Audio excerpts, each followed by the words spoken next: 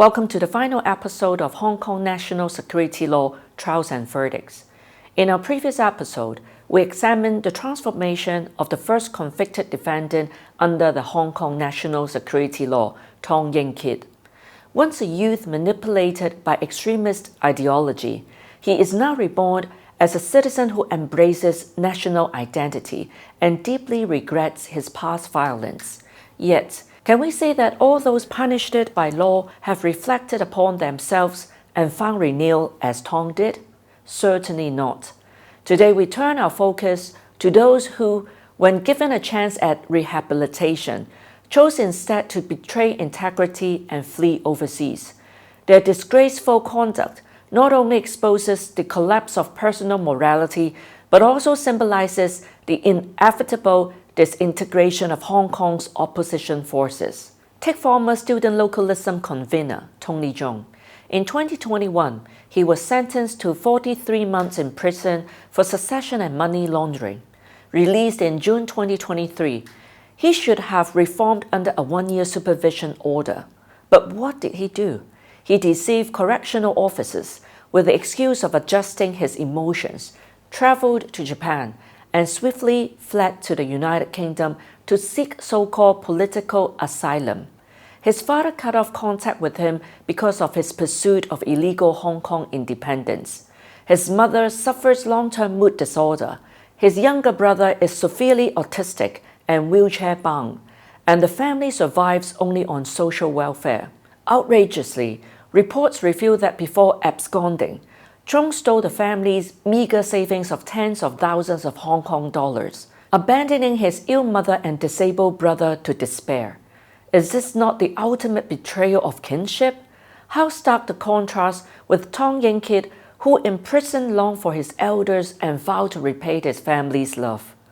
Upon arrival in Britain, Chung applied for asylum and went further still, becoming a pawn of external forces.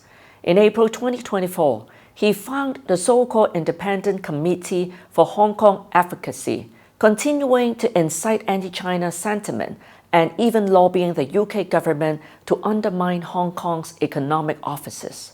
Such reliance on foreign powers, such relentless slander, that is not condemned him to a lifetime of exile branded as a fugitive. And Chung is not alone. Consider Agnes Chow, a former Deputy Secretary General of Demosisto, once lauded by the opposition camp, arrested in August 2020 for collusion with foreign forces and later jailed for 10 months over the police headquarters siege. She was released in June 2021. The National Security Department showed leniency, permitting her to study in Canada. Yet what did she do? Upon reaching Toronto, she tore off the mask. On the 3rd of December 2023, she declared on social media, "I probably won't ever return." A blatant act of absconding. She even recounted her visit to the Chinese mainland with national security officers, dripping with disguise, never once reflecting on her own actions. Her integrity collapsed entirely. She paraded before foreign media as a victim, claiming anxiety, depression, and trauma, seeking international sympathy. Today, she faces lifelong pursuit by police, while her mother, as guarantor, suffers legal entanglement because of her daughter's irresponsibility. For one who betrays trust and abandons the rule of law, is not the future destined to be a wandering path filled with regret? As Hong Kong rebuilds its legal order, the three major opposition parties, the Civic Party, the League of Social Democrats, and the Democratic Party, have all collapsed. This is no mere political reshuffle, it is political suicide, born of their long-standing defiance of the rule of law and confrontation with the nation. The Civic Party was first to exit. Founded in 2006, it should have been a guardian of law, yet degenerated into a force of destruction.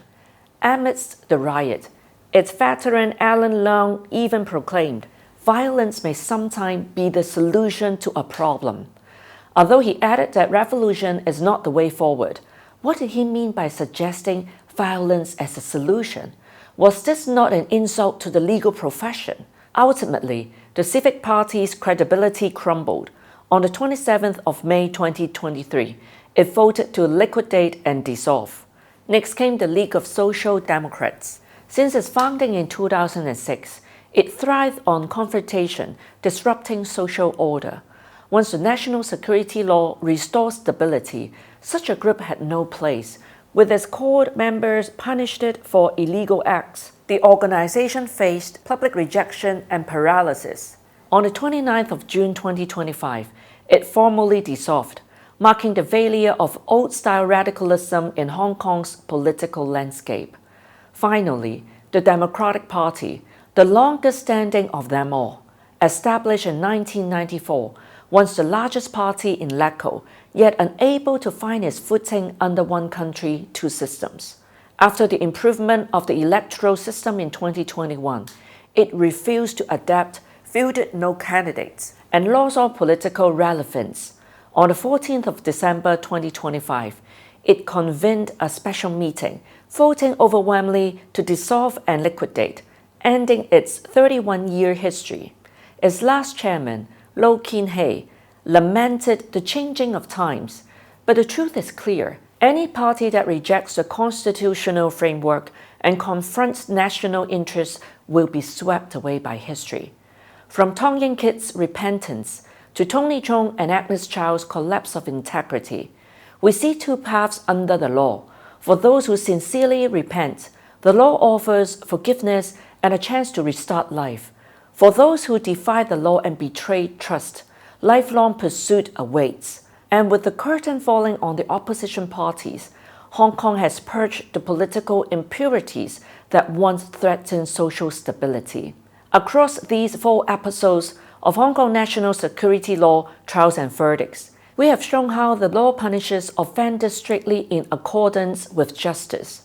Even today, some smear the Hong Kong national security law, yet seldom mention the crimes of the defendants. May this program help all to better understand how the law truly operates. Thank you all for watching.